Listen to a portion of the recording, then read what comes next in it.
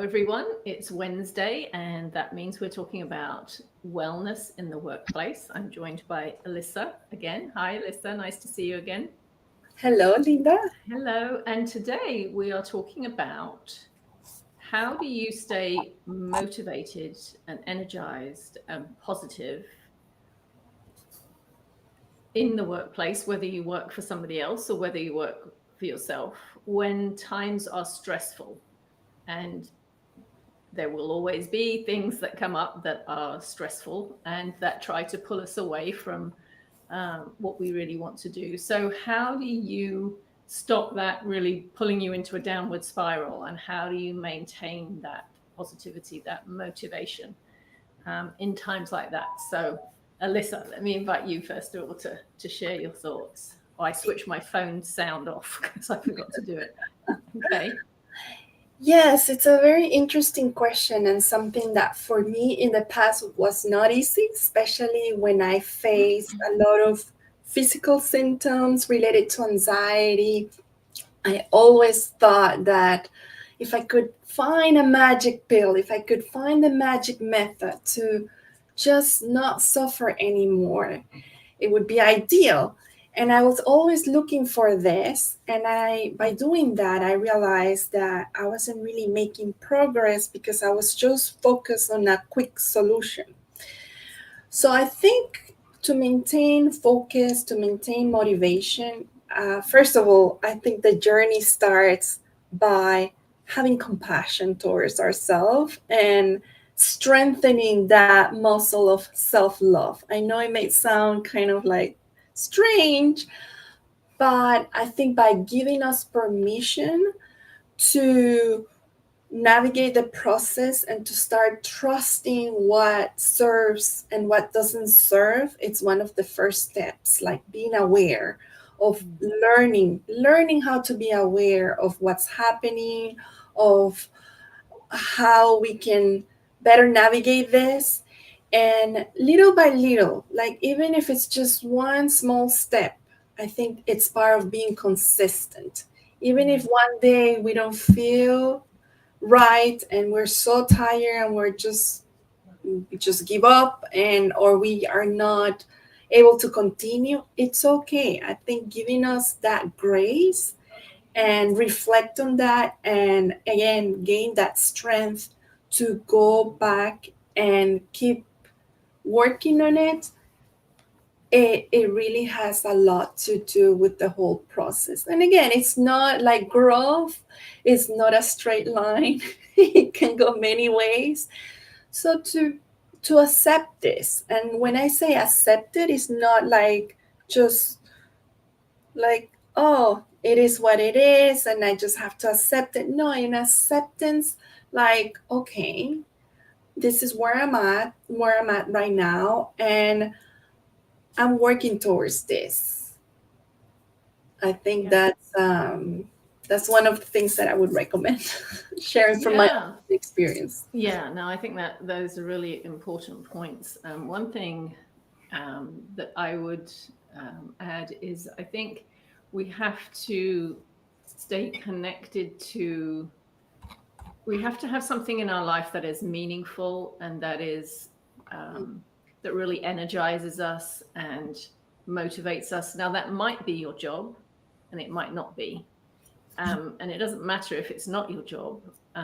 So if you love your job and you love what you do, it's important even during those times when things are happening and it's making you perhaps doubt yourself or you're not as motivated, to reconnect with what you're doing and why you're doing it. That sense of purpose and fulfillment. That's the reason why you do what you do.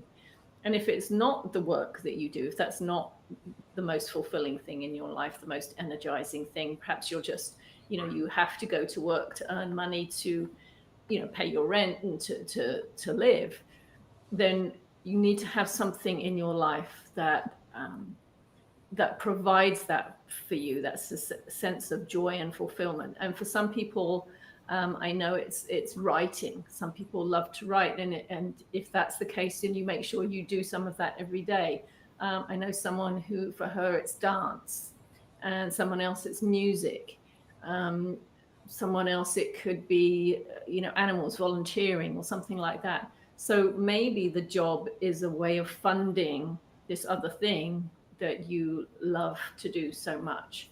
But whatever it is, you need to have something in your life that gives you that sense of fulfillment and joy, so that you stay connected to that. And I think whenever there's something pulling you away or trying to threaten your stability, if you like, in that sense of maintaining positivity, you reconnect to that, and perhaps need that even more in your life. The other thing I would add is when there is a stressful situation that comes up and that feels overwhelming, frustrating, whatever it is, I like to look at that and ask myself, what is it I need to learn from this? Because things happen in our life for a reason. I truly believe that. And when something happens that you don't know what's going on, the faster you learn what it is you need to learn from it, the faster you will move on from that situation, and you won't need it in your life anymore. And I have found this to be true time and time again. So much so that now, as soon as something like that happens, that's the question I ask myself: what do I need to learn from this? Because I know the sooner I get into that space of openness and being willing to learn what it is I haven't been seeing before, or what it's trying to teach me, the sooner I'm going to move on and I won't need this situation anymore. So there's a couple of thoughts from me. Yes, that's very true. So the pattern doesn't repeat. You learn your lesson right now, Mm. otherwise it's going to repeat. That happened to me. I thought that by changing my job, I was getting to something better, and I was just not washing my hands, but pretty much like, okay, it's I'm just getting rid of this. But the funny thing is that it repeated, and not until I stopped and really took a closer look, then I was aware, okay, this is a pattern. It's not only about the job, it's about me too, and something that needs to change in me. Yes, So, absolutely. I can yeah. remember working with a client, and he had been so overwhelmed and frustrated in his job, and he he was offered another job, and it sounded ideal. This was going to solve all his problems, and it was going to be so much better. And so he went to this new job, and within a month things were just as bad as they were in the previous job. And he finally said to me, he said, I just realized it's not the job, is it? It's me. I said, Yeah, yeah, that's it. It's until you learn what it is you need to know about yourself, you will continue to attract these situations no matter where you go. There's a book, the author is John Kabat-Zinn, and the name of the book is Wherever You Go, There You Are. And mm, and that's the same thing. I mean, you can run away, you can go to a different job, you can do something completely different, but unless you've addressed whatever it is within you right. that's creating these experiences, that's why there is something there for you in this experience. The sooner you find that out, the sooner you can let go of the experience. Right. It's like those situations are our teachers. Same with people. Mm. We may be in a situation where there is somebody, we were talking about toxic workplaces last week, and it's still, I mean, you can have the best motivation, you can have the best commitment, but there is this one person that doesn't allow you to. Mm. And so again, it's like, maybe ask yourself the question, what does this person doing here in my life right now? And is it trying to teach me something? What can I learn from this situation? Mm. Well, and this is true, whether you work for somebody else or whether you work for yourself. I'll share another quick example of someone I worked with who had her own business, and there was a pattern that emerged. And so she would be doing really well in her business. Her business would be starting to grow. Things would be going very well. And then there would be some kind of family crisis. And then she was the one everyone in her family turned to resolve these issues. And so she would then have to just stop everything she was doing, go and help the family, sort out the family issues.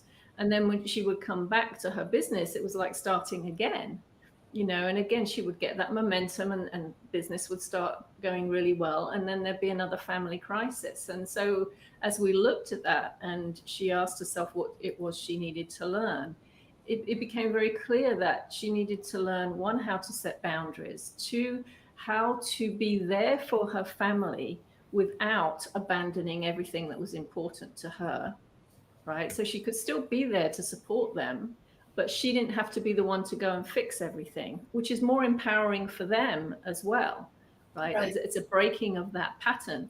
And so those were the kinds of things that came out of this experience.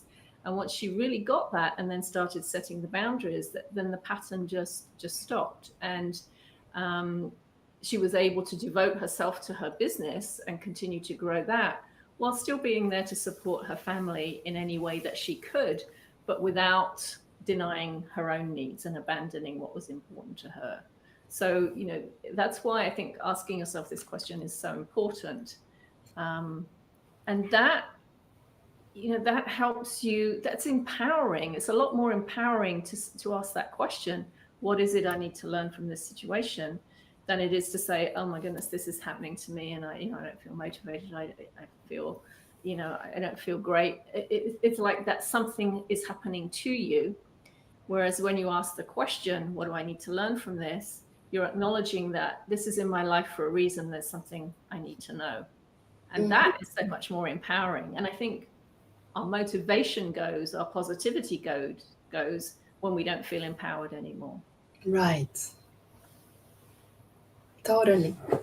Yeah. It's such a great awareness too, and it's also about perspective, how you see things, and again, not becoming the victim. And like you were saying, it's happening to me, but okay, what is this situation teaching me? How can I take this and look at it, reframe it? Yeah. And I'm not saying, oh, everything is going to be happy and you're going to just repeat affirmations and just like push it away. No, it's not about that.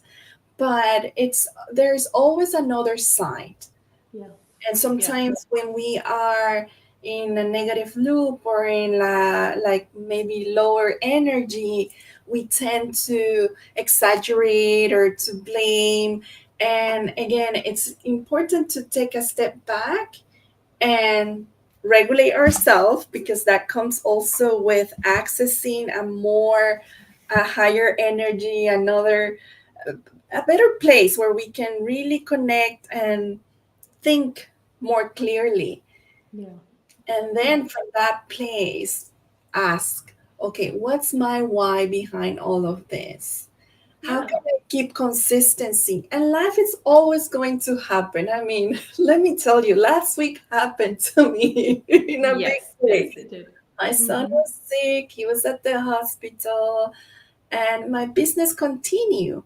But what I did was, okay, Elisa, you can't be doing everything at once. I think, yes, family is priority, but still, I had to postpone other things. I had to rearrange things. But at the end of the week on Friday, I said to myself, okay, you deserve some grace and you need to take some rest because Mm. it's been rough. And yes, did I miss things that I do on a regular basis? Of course. Did I beat myself up because of this? No. In the past, yes. So these are things that I've learned along the way. I'm not perfect. And yes, I feel tired sometimes and I feel like sometimes I want to give up.